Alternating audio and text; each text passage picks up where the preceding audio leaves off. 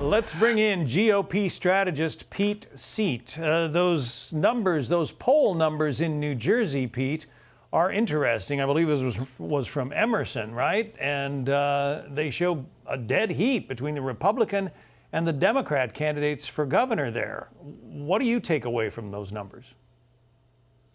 A few weeks ago on this show, John, I said that it was improbable but not impossible that Jack Ciattarelli could win the governor's race. Well, that improbability is becoming more of a possibility by the minute. It reminds me of playoff baseball. It doesn't matter so much who has the momentum around the All-Star break in mid-July or even around Labor Day. It matters who has the momentum in late September going into October. And in this case, Ciattarelli has the momentum in late September going into October. And this Emerson poll, a very highly regarded polling outfit, shows that to be the case. The president endorsed Ciattarelli, as we mentioned, but the president's popularity in New Jersey has been dropping of late. So does this endorsement help or hurt Ciattarelli, do you think? It helps among one very important demographic. If you look at this poll, it cuts across traditional lines. Women are with Mikey Sherrill, men with Ciattarelli, older voters with Ciattarelli, younger voters by and large with Sherrill. But there is a very large percentage of voters aged 18 to 29. 15% of them are undecided. That is the largest percentage among all the demographic age groups in the poll.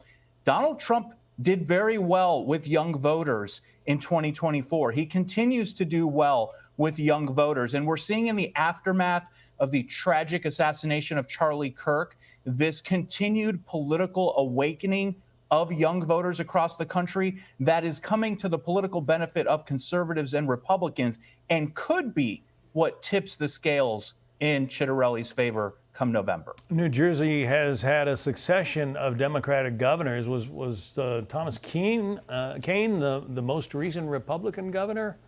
Or I'm trying to Chris remember. Christie. Chris Christie. Oh, yeah, you're right. There I go.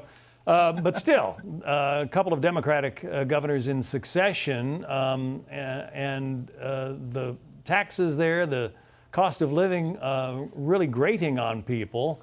I guess that's the drumbeat that Ciattarelli is trying to make his calling card, huh? The cost of living there. Absolutely. Cost of living, property taxes, the economy is the number one issue among voters in New Jersey. I believe the percentage was 51% said it was the most important issue. And the second most important, which was this existential crisis of democracy, was in the low double digits. So the economy is what matters.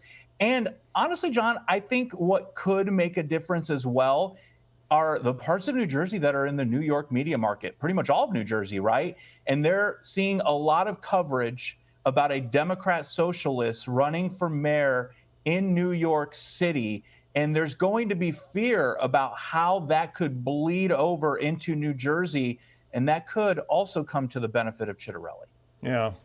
This cheating scandal at the Naval Academy, Jackie Sherrill, is trying to suggest that the Trump administration released her records unlawfully, but the investigation suggested that it was done by a fairly low-level clerk in St. Louis who got a FOIA request for her records and sent them out.